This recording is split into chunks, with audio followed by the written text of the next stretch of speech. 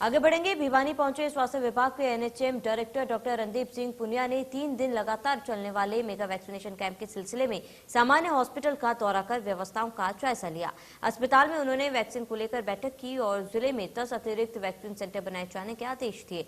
उन्होंने कहा कि नए सेंटर बन जाने के कारण लोगों को ज्यादा दूरी के कारण वैक्सीन के लिए परेशान नहीं होना पड़ेगा। शहरी क्षेत्र में 1 से 1.5 किलोमीटर की दूरी के बीच में ही वैक्सीन मिलेगी। ग्रामीण क्षेत्र में 5 किलोमीटर से अधिक वैक्सीन सेंटर दूर नहीं होगा।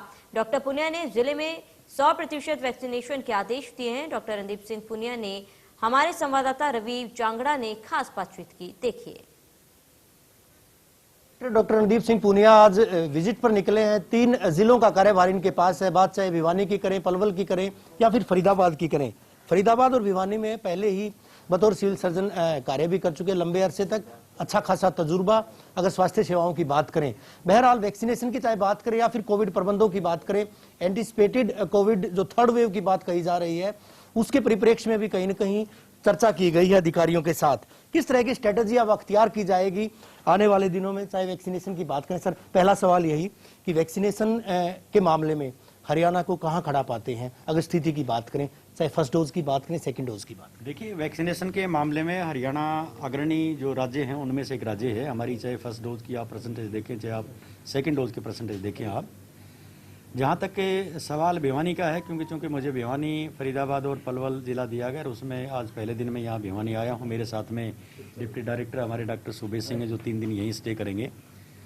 तो आज हमने इसका पूरा खाका तैयार कर लिया है। आज सारे डिप्टी सीएमओज और एसएमओ इंचार्ज जो हमारे सीएचसीज के, उनको बुला करके उनकी जो अचीवमेंट है, उनके जो गैप्स हैं वो बता दिए गए हैं, उनकी कितनी है और कहाँ कहाँ क्या गैप्स हैं। इसके अतिरिक्त चूँकि मैं भिवानी सिविल सर्जन रहा हूँ तो यहाँ की टोपोग्राफी का मुझे काफ़ी अनुभव रहा है। तो मैंने मेरे सजेशन भी इसमें कुछ डाले हैं कि 10-12 सेंटर्स हमने परमानेंट और बढ़ाने की कोशिश की है। इस तरीके का प्रयास किया जाएगा। मैडम सीएमओ को मैंने बता दिया है कि शहर में किसी भी व्यक्ति को 2 किलोमीटर 1.5 किलोमीटर से ज़्यादा दूर वैक्सीन लगवाने के लिए ना जाना पड़े। इसके अतिरिक्त ग्रामीण क्षेत्र में 5 किलोमीटर से ज़्यादा दूर किसी को ना जाना पड़े। इस तरीके से ये तैयार करके और कल परसों जो हमने इनको फंक्शनल करके और हमारे डिप्टी डायरेक्टर महोदय को ये रिपोर्ट सौंपेंगे। ये लेकर के हमारे पास वहाँ चंडीगढ़ में पहुंचेंगे। आंकड़े बेहद चौंकाने वाले हैं सर। अगर बात करें महज और महज कई गांव ऐसे हैं, अगर रूरल एरियाज की बात करें, 40% से ज्यादा लोगों ने वैक्सीनेशन नहीं करवाया है। ऐसी एक्टिविटीज की कमी की बात कहें या फिर लोगों में अवेयरनेस करें, महज 71% लोग अभी तक वैक्सीनेट हो पाए हैं। 20 जून का टारगेट हालांकि प्रशासन के द्वारा तय किया गया था, प्रशासनिक अधिकारी जो कहते थे। उसके बाद 31 जुलाई मुकर्रर की गई, लेकिन उसके बावजूद अभी तक जो है महज और महज 71%। तो क्या लोगों में अवेयरनेस का अभाव है? क्योंकि कंटिन्यू हमने देखा था कि 16 जनवरी से यहाँ पर लगातार शिविर जो है, वॉर रूम की चाहे बात करें, बाहर की बात करें, वो चलाए जा रहे। इसके बावजूद जो है लोग अभी तक पूरी तरह से वैक्सीनेट नहीं हो पाए। वजह क्या? देखिए, जहाँ तक परसेंटेज का सवाल है, ऐसा नहीं कि सभी जगह खराब हैं। कई जगह 40% है तो कई जगह 90% से ऊपर भी है।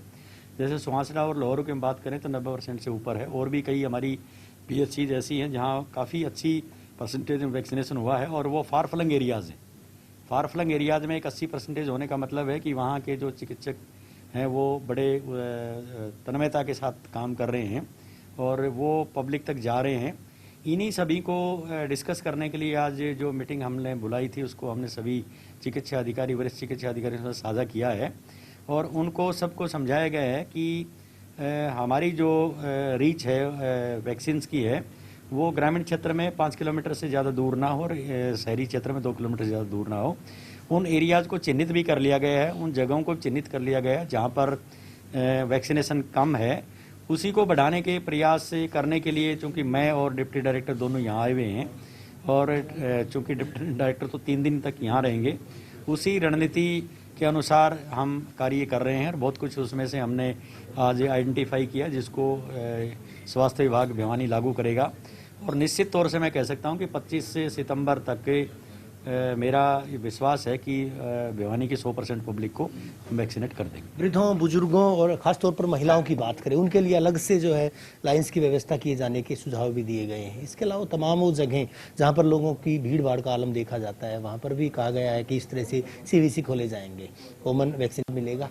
देखिए, जिस तरीके से सामान्य अस्पताल भिवानी में, चूंकि मैंने यहाँ आज इंस्पेक्शन किया और सिर्फ एक सेंटर चल रहा था, तो मैंने तुरंत अभी इनको निर्देशित यही किया है कि इसको आप 4 सेंटर कम से कम बनाइए, जिनमें से एक सेंटर जो हो महिलाओं के लिए हो, एक 60 साल से ऊपर के वृद्ध और जो डिसेबल्ड हमारे दिव्यांगजन हैं उनके लिए हो, और बाकी सेंटर्स उनके लिए हो, ताकि भीड़ भी कम होगी, उससे सोशल डिस्टेंसिंग भी मेंटेन होगी।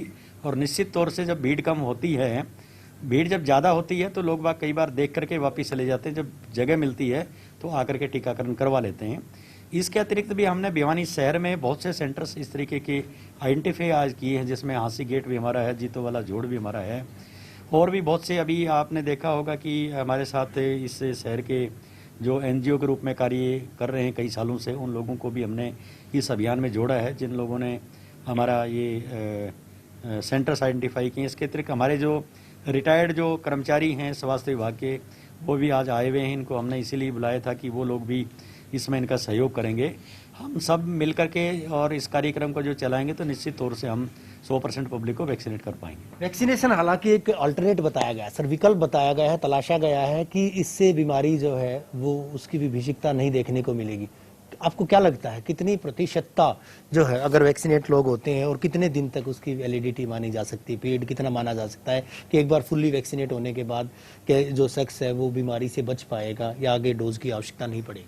देखिए, बीमारी चूंकि नई है और वैक्सीन बहुत मैं तो कहूँगा हमें फ़ख्र होना चाहिए कि बहुत जल्दी हम लोगों ने वैक्सीन डेवलप कर ली है। जहाँ तक कि इसकी एफिकेसी का सवाल है, उसकी रिपोर्ट्स भी आ चुकी हैं, बहुत बढ़िया एफिकेसी। कोविशील्ड और कोवैक्सीन सभी जितने भी हमारे वैक्सीन हैं इसकी बहुत बढ़िया